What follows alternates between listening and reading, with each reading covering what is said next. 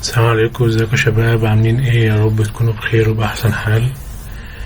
طبعا كنا اتكلمنا في المحاضرات او من فترة كده كنت نزلت حاجات تخص التحليل المالي، الريشيوز والتحليل الرأسي والتحليل الأفقي والكلام ده، وكنت اتشغلت بقى فترة ان انا ما قدرتش بقى اكمل معاكم، فقلت ان انا يعني ابتدي اشوف معاكم مثلا السي ام اي بحيث ان هي more valuable طبعا، وناس كتيرة بتسعى ان هي تكون هولدر للشهادة، يعني ربنا يوفق الجميع. فقلت ان انا ابدأ معاكم النهاردة في سي ام اي بارت 1. السي ام اي طبعا اختصارتها Certified Management Accountant، محاسب الاداري المعتمد. هو طبعا بيختلف عن المحاسب المالي العادي اللي هو الفاينانشال اكاونتنت، بحيث ان المحاسب الاداري ده بيقدر ان هو يكون يعني decision making اكتر، يعني في حاجات كتيرة، في الكوستنج، في البرايسنج، طبعا حاجات دي لسه هنشوفها قدام يعني.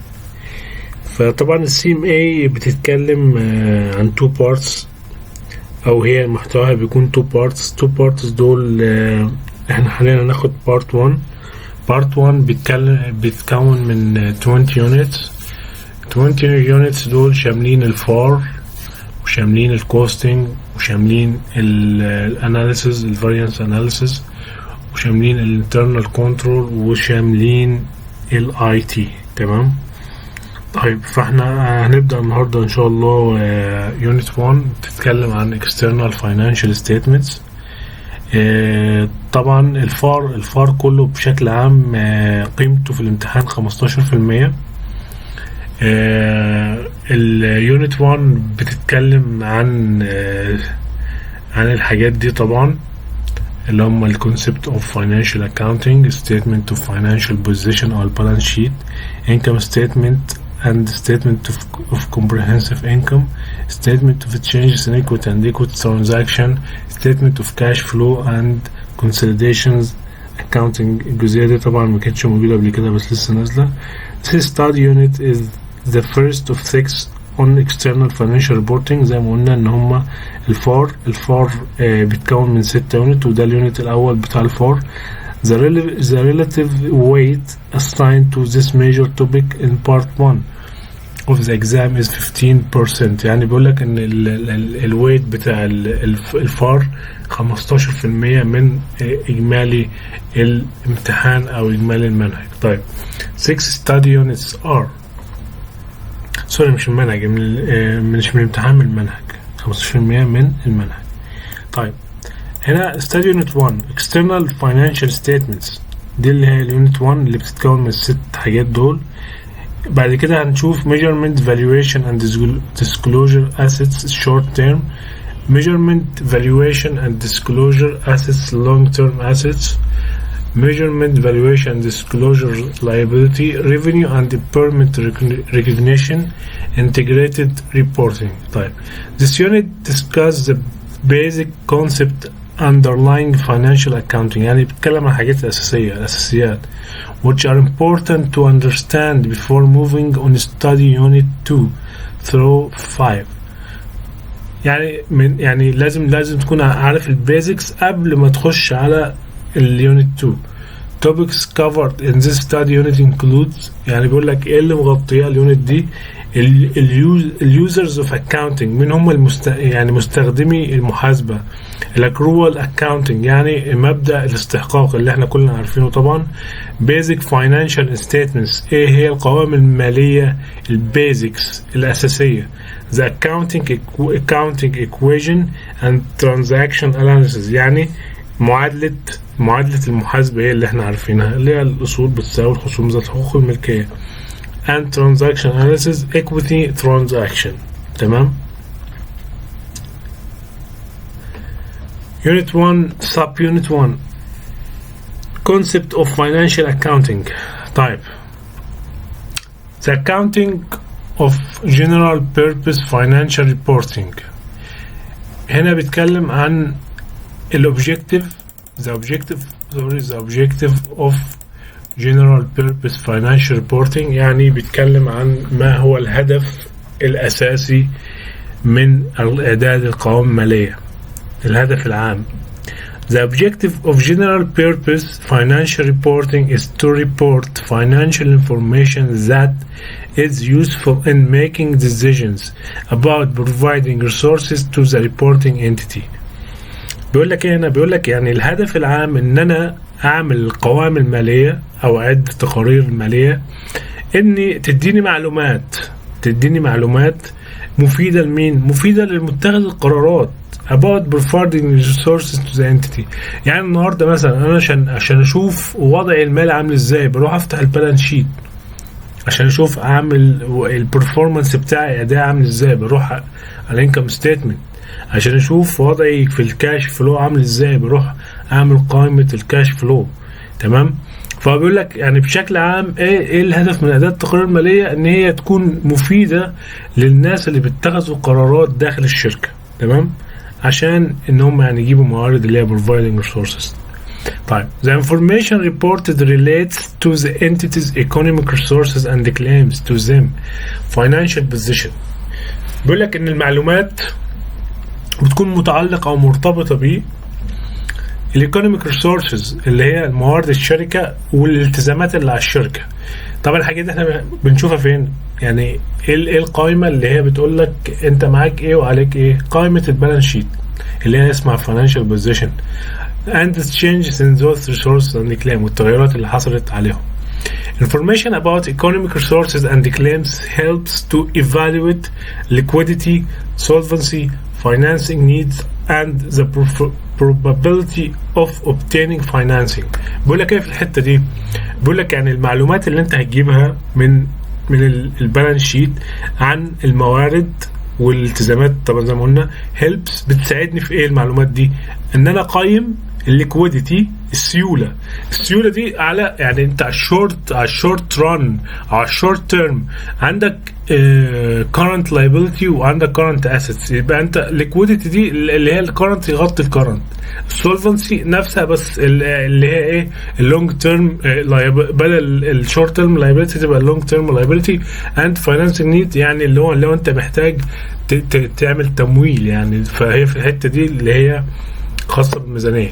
طيب and probability of obtaining financing يعني احتمالية ان انت تاخد قرض، طبعا ده بناء على البالانس شيت بحيث ان انت بتحسب الريشيوز وبتقدر ايه تعمل الكرنت ريشيو والكويك ريشيو والحاجات دي. طيب users need to differentiate يعني المستخدمين القوائم لازم يعملوا تفرقة ما بين ايه changes in economic resources and the claim arising from the entity performance income statement.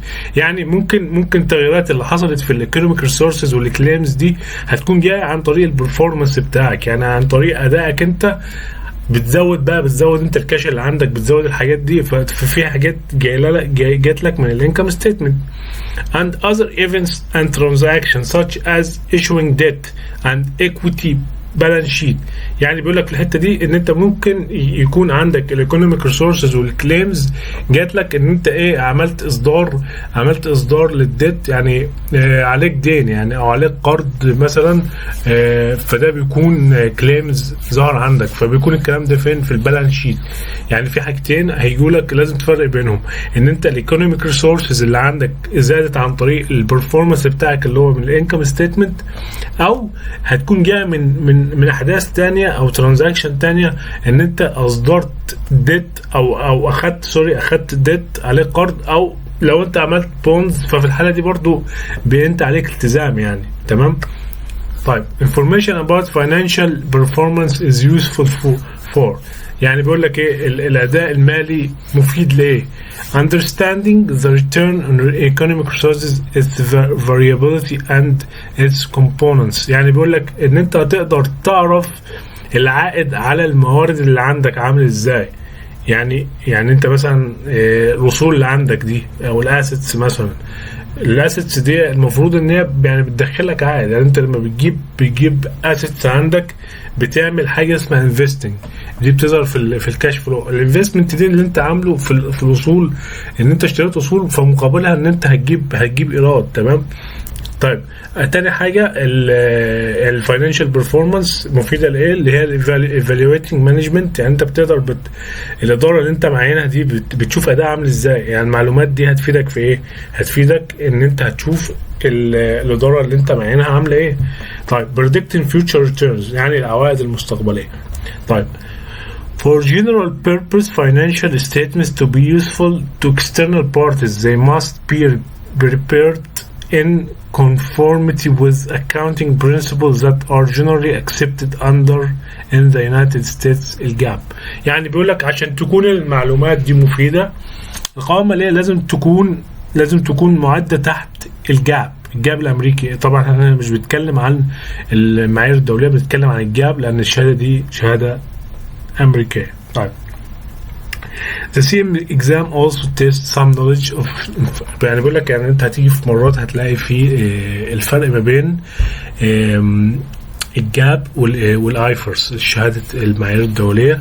فبيقول لك هنا يعني اللي هي International Financial Reporting Standards الايفرس significant difference between international standard and GAAP are details.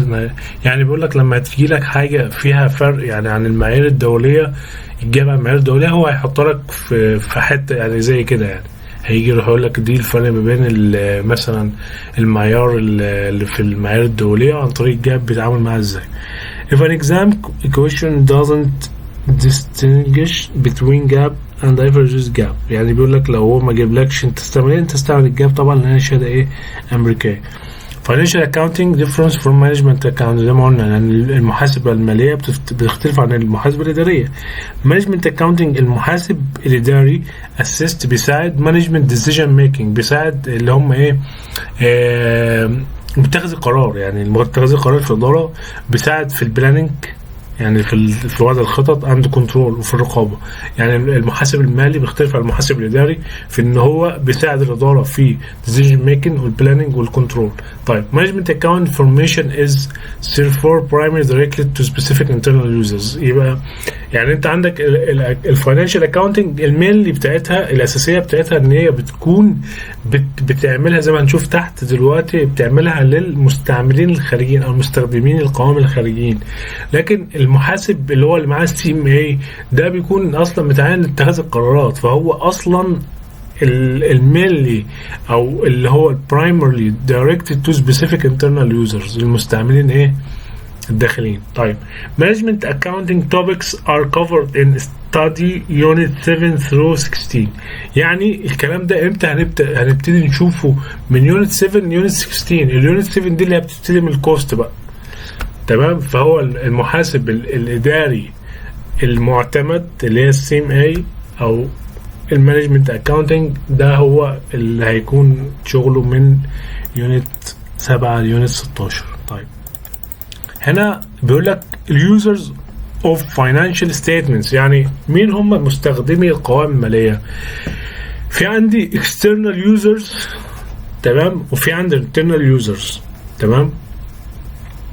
طيب external users are the primary users of financial statement هم الأساسيين. يعني مين اللي بيستعمل القوائم اللي أكتر حاجة. دلوقتي أنت رحت تاخد قرض مثلا بالبنك تمام.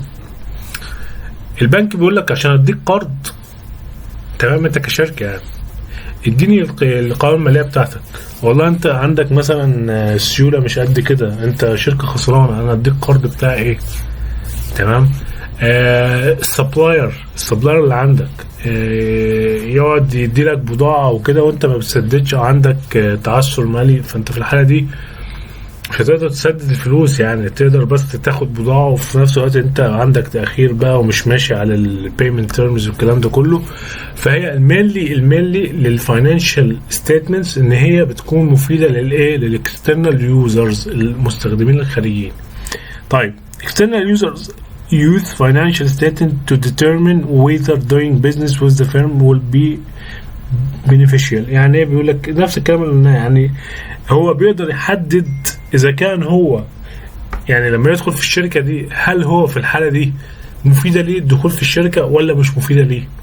ده اللي هو بيحكي لك عليه في الاكسترنال يوزر. طيب مين هم بقى؟ نقولهم كده بسرعة. يعني investors اللي هم المستثمرين need information to decide whether to increase, decrease or obtain investment in the firm.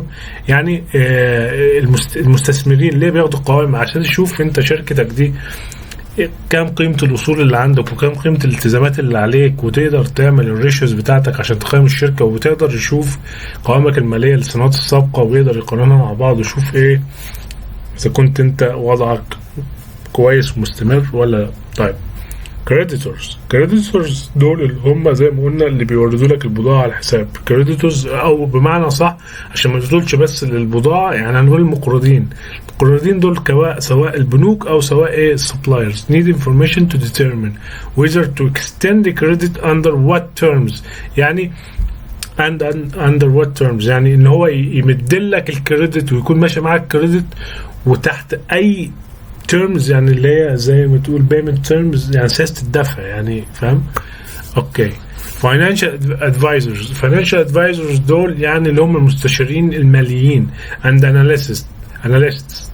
يعني بيقول لك القوائم مفيدة برضو للمستشار المالي والمحلل المالي. need financial statement to help investors. دول بيساعدوا مين بقى؟ بيساعدوا الانفستورز evaluate particular investments. يعني انا النهارده راح استثمر في شركه، انا واحد مش بفهم طبعا في الاسهم والاستثمار والكلام ده، فبجيب ناس اناليست وبجيب فاينانشال ادفايزرز مستشار مالي على اساس ان هو ايه يقدر يساعدني في القوائم اللي انا خدتها من الشخص او من الشركه اللي انا راح استثمر فيها. Stock exchanges need financial statement to evaluate whether to accept a firm stock for listing or whether to suspend the stock trading. يعني انت النهارده داخل يعني انت شركه مساهمه وبتروح طبعا البورصه محتاجه برضه تشوف قوائمك الماليه، فهي تعتبر external users ليه؟ لان هي بتشوف قوائمك الماليه وبتشوف هل انت تقدر تكمل وتكون الشركة ليستد ولا توقف لك سسبند الستوك تريدنج، التجارة في ال يعني او الاسهم بشكل عام اللي انت ايه واخدها. regulatory agencies may need financial statement to evaluate the firm's conformity with regulations and يعني الحكومة and to determine price levels in regulated industries الساعات المختلفة.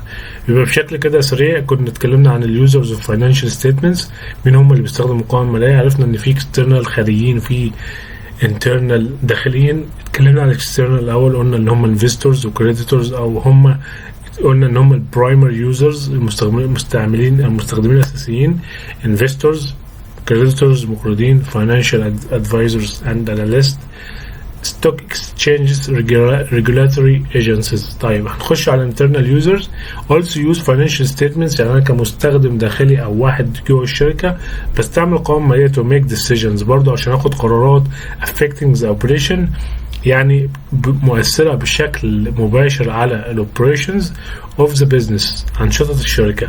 These users include يعني اليوزرز دول هم مين؟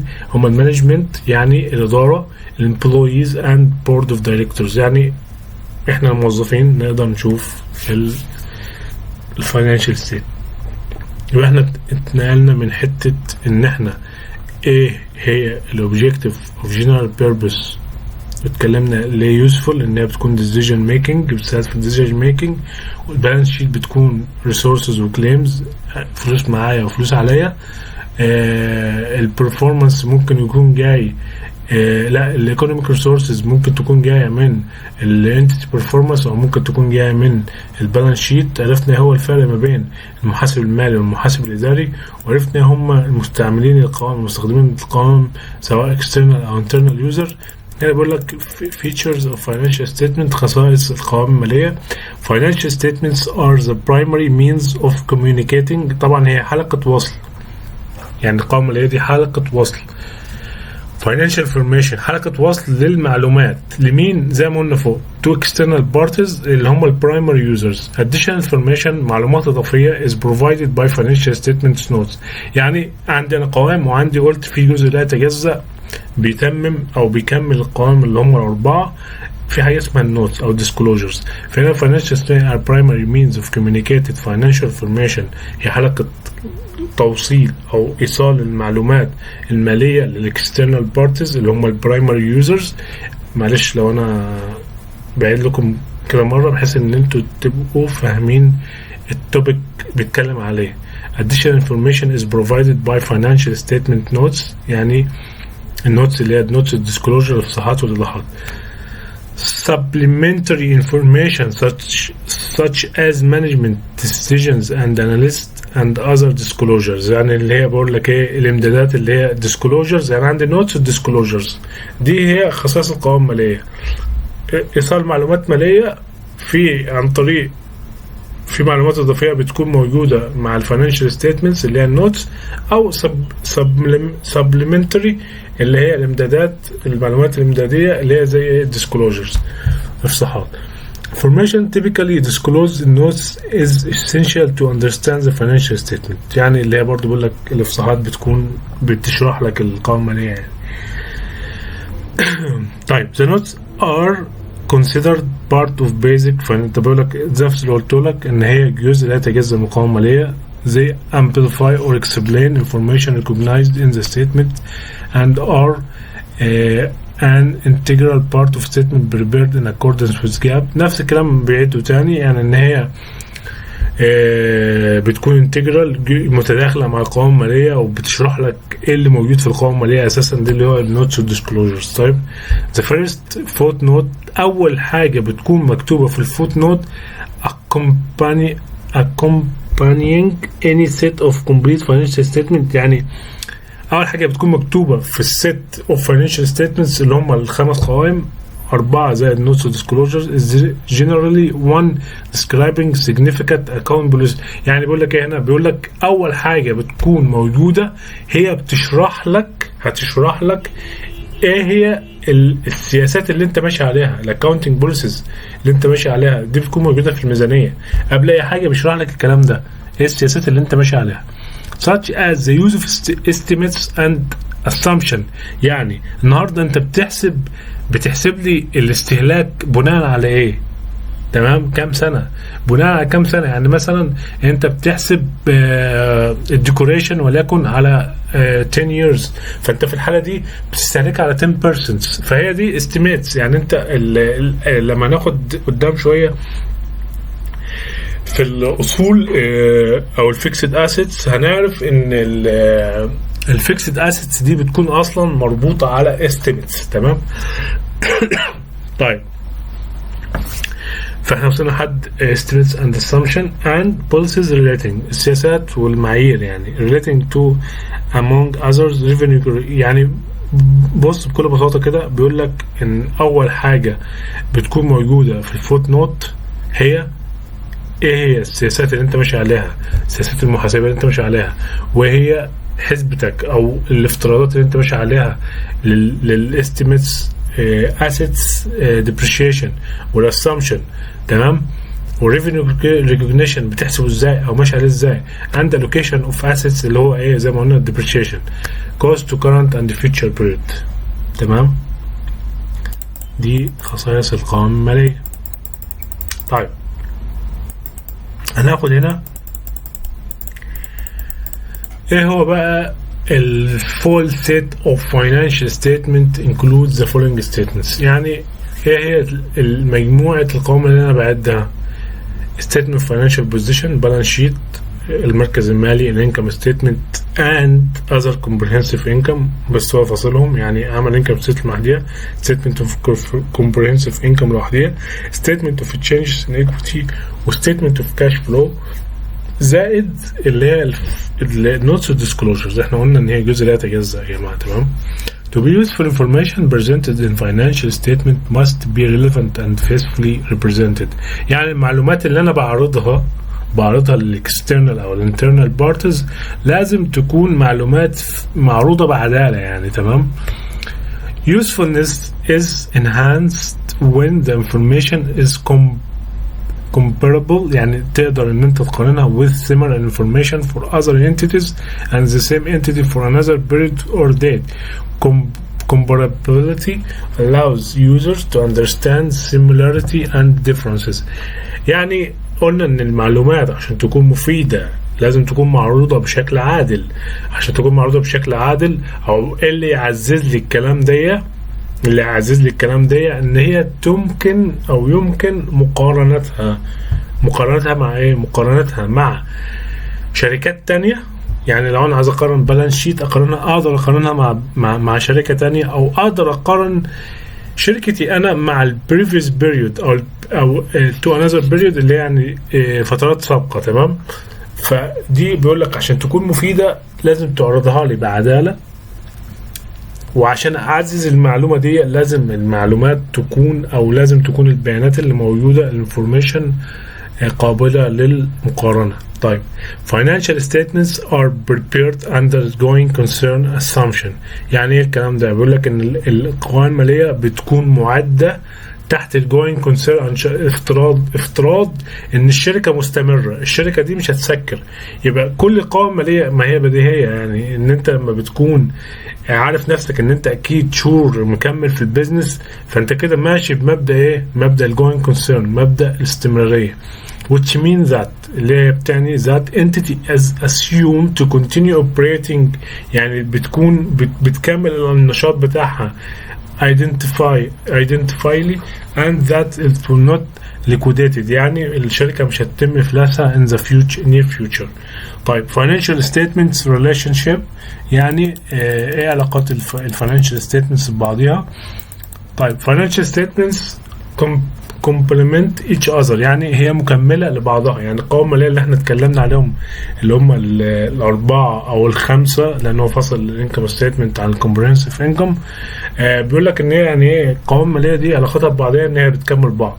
يعني لازم هتلاقي حاجة موجودة مثلا في قائمة النت انكم موجود في الريتيرن ايرنينجز.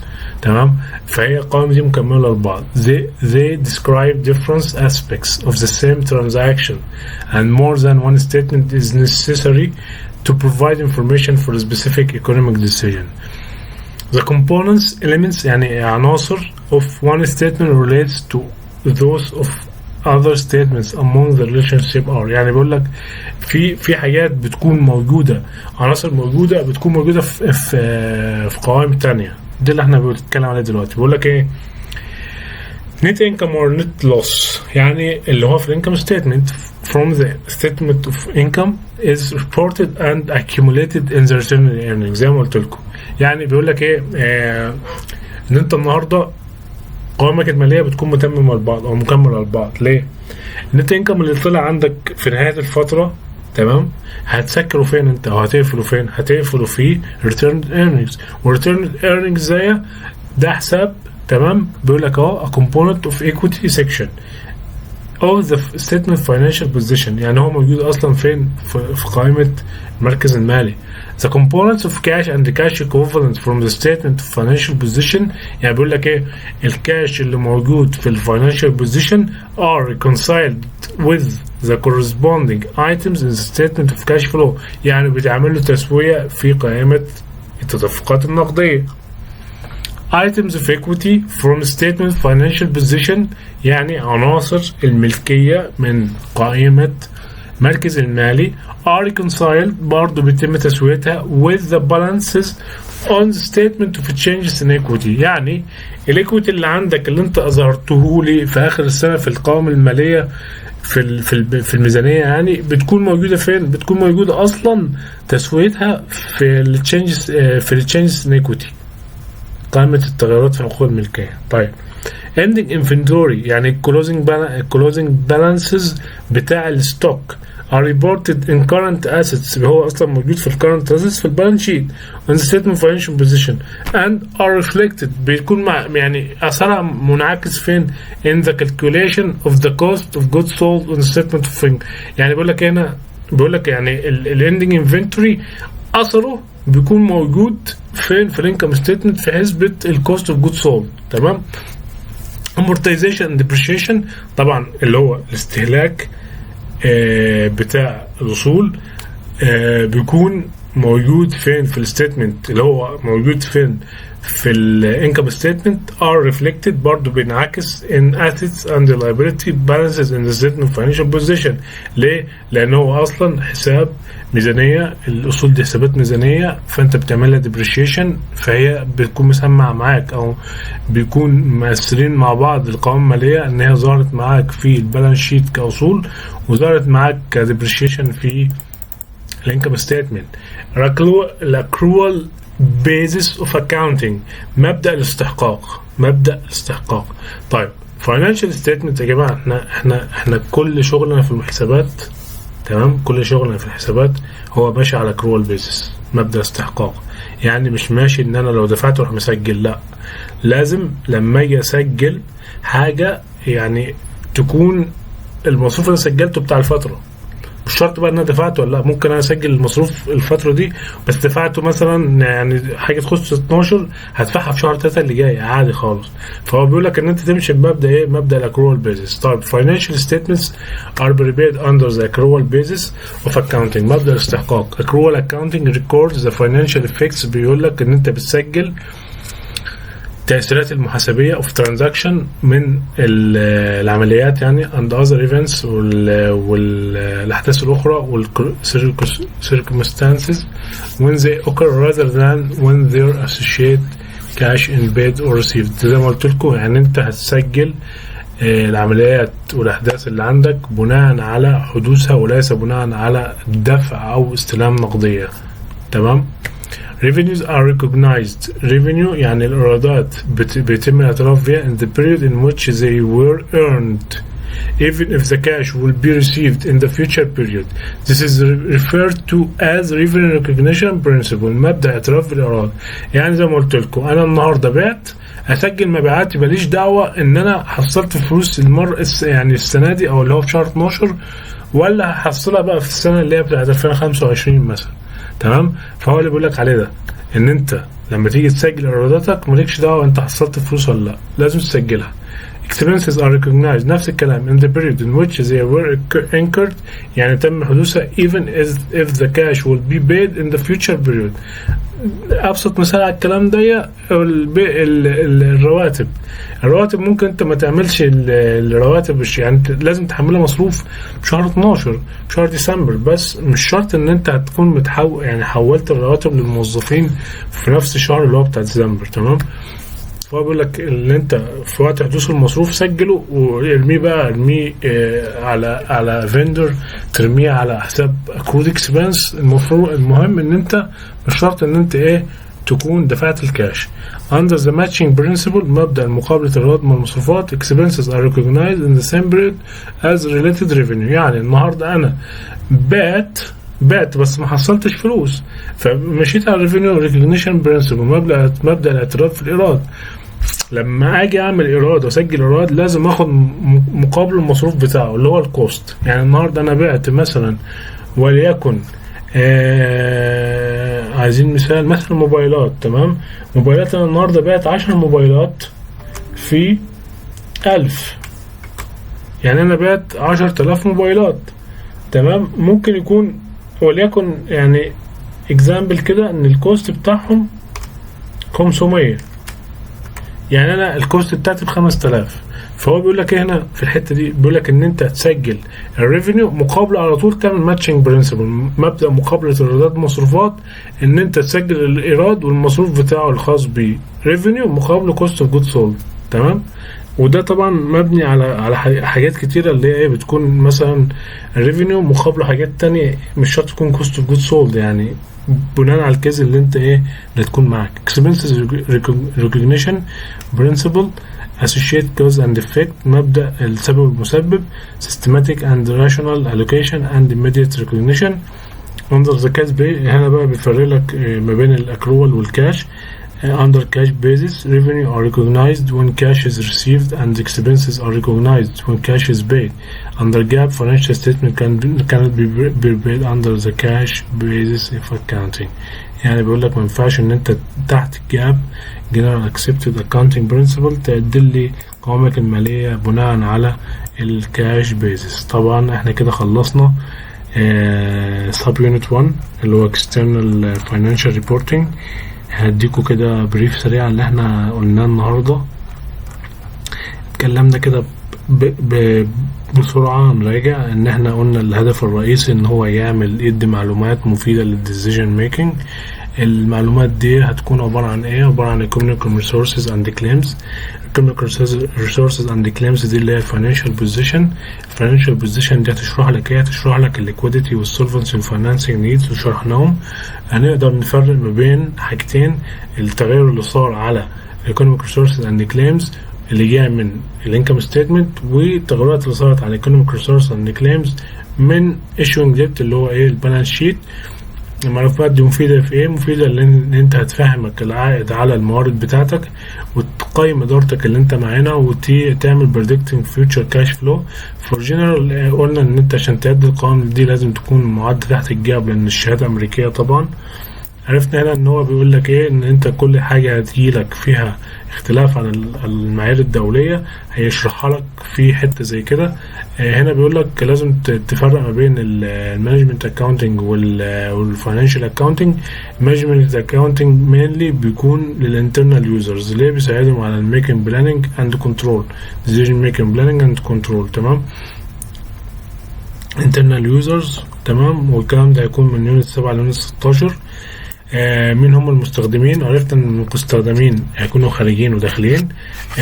الخارجيين طبعا اي حد بيستعمل القوائم اللي انت عايز يتعامل معاك في الشركه: انفيزيتور، كريديتورز، فاينانشال انفيزيتور اناليست اللي هو خاص بالانفيزيتور، ستوك اكسشينجز والريجوليتور. انترنال يوزرز اللي هم الخاصين بالمانجمنت والامبلوي، اي حد داخل الشركه. خصائص القوائم الماليه اللي عرفنا ان هي فيها النوتس وفيها الديسكلوجرز، دي حاجات يعني جزء لا يتجزأ، انتجرال، متداخل معها يعني. تمام. طبعا الكلام ده سهل ان انتوا تقروه، يعني شرحناه ما فيهوش اي حاجه. عرفنا هي السيت اوف فاينانشال ستيتمنتس واتكلمنا عنهم، هناخدهم بالتفصيل في المحاضرات الجايه ان شاء الله يعني ناقشنا. المعلومات اللي انا بديها للديسيجن ميكنج او للمانجمنت او ايا كان لازم تكون يوزفولنس، ان هي تكون معززه بالكومبارابيلتي. كومبارابيلتي لازم تكون مع شركات تانية او لفترات سابقه لنفس الشركه. لازم تكون القوائم الماليه معده على ان انت افتراضيه الجوين كونسيرن، ان انت شركتك مكمله في الاوبريتنج، مش هتسكر، مش هتعمل ليكويديشن. الفاينانشال ستيتمنت ريليشن شيب، عرفنا ان القوائم الماليه بتكمل بعضيها. الانكم ستيتمنت النت انكم هيروح على ريتيرن ايرنينجز دي بالانس شيت. النت انكم ده انكم ستيتمنت. عرفنا ان الكاش والكاش ايكوفالنت بالانس شيت هيكونوا ليهم تسويه ريكونسيليشن في الكاش فلو. عرفنا ان الايكويتي موجوده في ظاهره كبالانسز في الستيتمنت فاينانشال بوزيشن، بس ليها ريكونسيليشن في الستيتمنت في تشينجز ان ايكويتي. الاندنج انفنتوري هيكون ظاهر برضو ككرنت اسيتس بس ليه تاثير على الكوست، هناخدها برضو في جزء الكوست. والامورتيزيشن ديبريشيشن ظهر في الانكم ستيتمنت، وليه اصلا هو كان في الاصول. الاكروال بيزس الجاب ما بيمشيش على الكاش بيزس، بيمشي على مبدا الاستحقاق. عرفنا مبدا الاكروال ان انت مش شرط تكون دفعت الفلوس او استلمت الفلوس عشان تسجل عمليات، سجل المصروف اللي تم والايراد اللي انت عملته في الفتره اللي تخصه. وعشان تعمل الكلام ده لازم تعمل حاجه اسمها الماتشنج برنسبل، بعت اسجل ايه الكوست. يا رب اكون فدتكم النهارده، وسامحوني لو في حاجه انا معلومه مثلا او في حاجه انتم ما فهمتوهاش مني او ما قدرتش اوصل لكم معلومه. ان شاء الله انا مكمل معاكم حتى الحل، يعني حاول ان انا كل سب يونت هناخده اعمل لكم الحل بتاع الاسئله. يعني السب يونت ده مثلا 10 اسئله ولا 10 اسئله ادفع من بعض. تمام. كلهم بيتكلموا عن الفاينانشال ريبورتنج، المينلي الهدف منها الاوبجيكتيف. اي حاجه هتلاقيها فيها ديسيجن ميكنج هي دي الاجابه الصح. هنشوف ده في المحاضره بتاعه الحل. نشوفكم ان شاء الله في المحاضرات الجايه، وموفقين، والسلام عليكم.